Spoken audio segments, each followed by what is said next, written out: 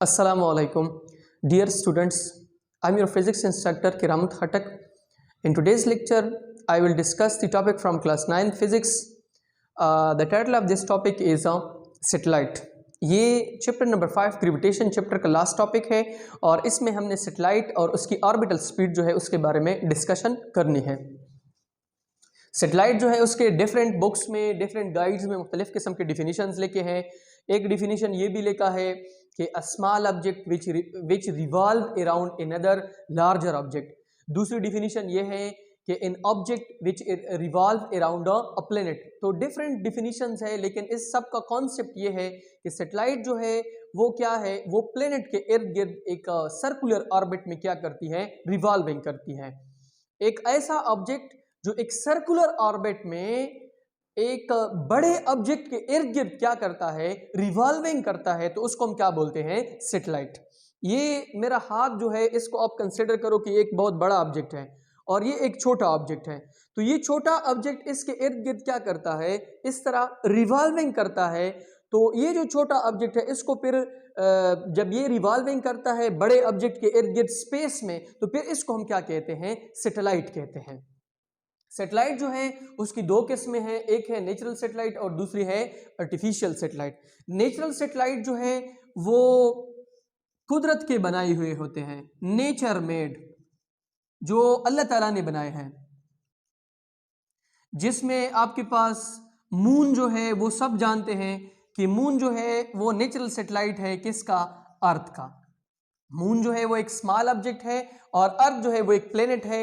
ये इसके इर्द गिर्द क्या करता है, रिवॉल्विंग करता है। उसके बाद आर्टिफिशियल सैटेलाइट है।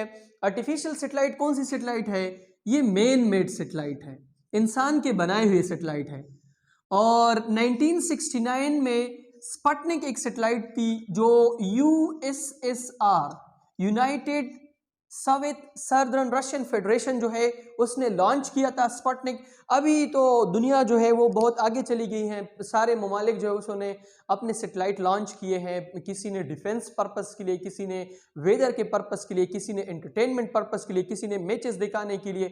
बहुत सारे जो ममालिक हैं उनके बहुत सारे मकासद के लिए उन्होंने डिफरेंट सैटेलाइट जो है वो स्पेस में क्या किए हैं, लॉन्च किए हैं। अब ये सैटेलाइट जो है ये किस स्पीड के साथ हम लॉन्च करते हैं और किन चीज़ों के ऊपर ये डिपेंड करता है, ये हम इस इक्वेशन में निकाल सकते हैं। ये अर्थ है जिसके ऊपर अभी मैं खड़ा हूं।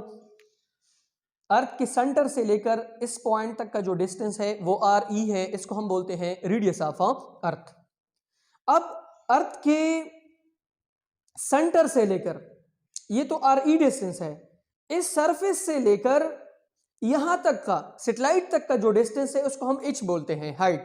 ये एक सैटेलाइट है जो अर्थ के इर्द गिर्द एक सर्कुलर ऑर्बिट में क्या कर रही है, रिवॉल्व कर रही है। सेंटर से लेकर यहां तक का जो डिस्टेंस है अर्थ का, ये आर ई रेडियस है। फिर सरफेस से लेकर ऊपर तक का जो डिस्टेंस है वो है एच, हाइट ऑफ सैटेलाइट। इन दोनों को मिला के देखो, यहां से लेकर यहां तक का जो डिस्टेंस है इसको हम आर बोलते हैं। और आर जो है वो बराबर है आर ई प्लस एच के। आर ई जो है वो रेडियस ऑफ अर्थ है और एच क्या है, हाइट ऑफ सैटेलाइट फ्रॉम अर्थ। अब आपको पता होना चाहिए कि अर्थ जो है वो एक मास है और सैटेलाइट जो है वो दूसरी मास है। तो हमने इस चैप्टर में लॉ ऑफ यूनिवर्सल ग्रेविटेशन पढ़ा था कि जहां पर भी दो ऑब्जेक्ट्स होंगे उनके बीच में एक फोर्स होगी और वो फोर्स जो है वो है F is equal to K GMOME divided by R square. इसमें MO जो है वो मास ऑफ ऑब्जेक्ट है। इस सैटेलाइट का जो मास है इसको हम MO कहते हैं, अर्थ का जो मास है इसको हम ME बोलते हैं, और R जो है वो इन दोनों के बीच में क्या है, डिस्टेंस है। और फिर जब ये सैटेलाइट जो है इसके ऊपर अर्थ जो है, या ये सैटेलाइट अर्थ के ऊपर, दोनों के बीच में जो ग्रेविटेशनल फोर्स होती है ये एक्ट करती है इज अ सेंट्रीपिटल फोर्स। जो ये ग्रेविटेशनल फोर्स है ये इस सैटेलाइट को सेंट्रीपिटल फोर्स प्रोवाइड करती है। और सेंट्रीपिटल फोर्स आप सबको पता है कौन सी फोर्स होती है, जो किसी भी चीज को सर्कल में घूमने पर क्या करती है, मजबूर करती है। और सेंट्रीपिटल फोर्स बराबर है F C is equal to K M square divided by R. ये हो गया इक्वेशन नंबर 2, ये हो गया इक्वेशन नंबर 1। दोनों को आपस में क्या कर लो, कंपेयर। तो F C is equal to K F C is equal to K M E square divide by R, F G is equal to K G M E M O divide by R square. M O cancel, R और R क्या हो गए cancel, आपके पास आ गया V square is equal to K G M E divide by R. तो दोनों साइड के ऊपर आप क्या ले लो, जब आप अंडर द रूट ले लेते हो तो यहाँ का जो स्क्वायर है वो इनके साथ क्या हो जाएगा कैंसल, और यहाँ पे कोई स्क्वायर नहीं है तो यहाँ पे अंडर रूट रहेगा, ठीक है। और फिर यहाँ पे ये जो आर है इसकी जगह पे मैंने क्या यहाँ पे पुट किया है आर ई प्लस एच। तो इस ये वाला जो इक्वेशन है इसमें g जो है उसकी आपके पास फिक्स्ड वैल्यू है 6.67 क्रॉस 10 की पावर माइनस 11। एम ई जो है वो भी आपके पास फिक्स्ड है कि 6 क्रॉस 10 की पावर 24 मास ऑफ अर्थ, और आर ई जो है वो आपके पास है 6 क्रॉस 10 की पावर 6। एच जो है वो हाइट ऑफ सैटेलाइट वो आपको दी गई होंगी, तो इससे आप क्या निकाल सकते हैं स्पीड निकाल सकते हैं।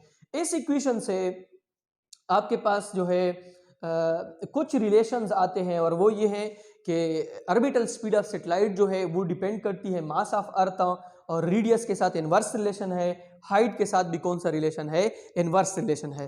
आपको इसमें इस तरह के क्वेश्चन आ सकते हैं कि ये मास ऑफ सैटेलाइट के ऊपर डिपेंड करती है कि नहीं करती है। ऑर्बिटल स्पीड जो है वो सैटेलाइट के मास के ऊपर डिपेंड नहीं करती है।